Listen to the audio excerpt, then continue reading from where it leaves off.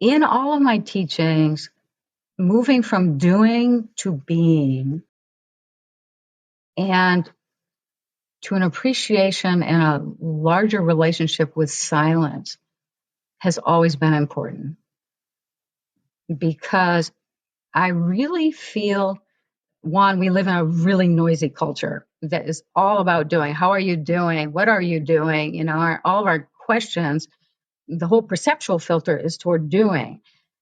And as soon as you go, well, how are you being? How is it that you are being? People are like, which I think is what has to deepen this place where you're not, what falls away, falls away, becomes untethered, moves out, is the old conditioning of ambition and success and being defined by, the next marker that you're moving toward in a linear world, and just simply being, really opening that spaciousness and space, which allows, I think, the experience of, I could say it in different ways, quantum entanglement, participatory experience with the unitive consciousness. That is the space and place it arises from. And it's just a different language. They're both beautiful, right? They're both beautiful. They're all from the source. But if one is truly looking to expand awareness, to awaken, to have an experience with unity consciousness, for the most part, you have to move out of doing and begin to pursue being.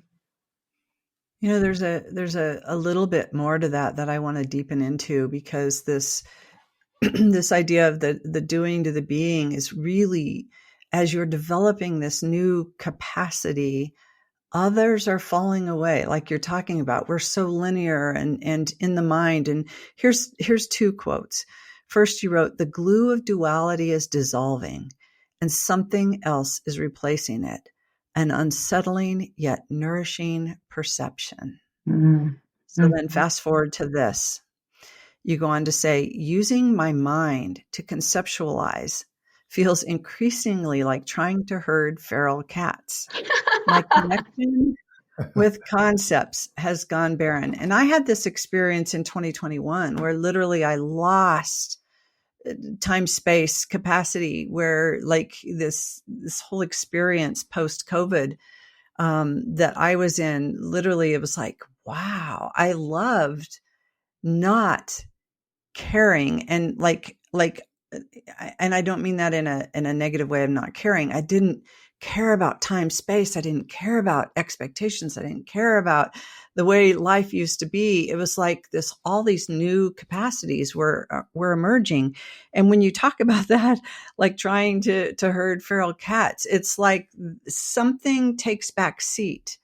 But it's not a huge loss, is it, Christina? I'm curious if you're seeing it as like, I know there are times where I'm like disorganized and can't get stuff done and don't prioritize like I would normally have prioritized, because I'm fully in the beingness There you of go. the being. Yes.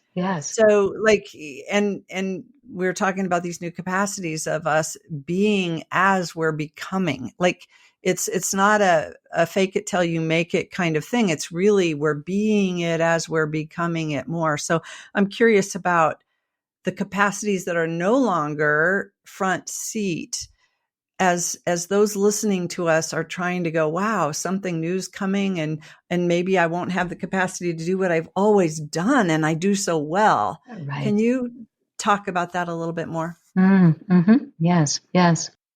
What I would say is our conceptual mind in the world of duality is our mother language. So even though it recedes in order to have an experience of greater awareness, a transcendent experience, even though it recedes, it is our mother language. And we don't lose a mother language. We learn to speak another language. And that's what I feel being in the unitive experience and no longer conceptualizing is. It's a second language as it's embodied and it grows and it has its own organic development. You can move judiciously through the world because the conceptual mind will always be there when it's needed. But as you come more into fully being, you recognize everything you need is in that moment. And what's extraordinary about that moment is that the eternal is also in the moment.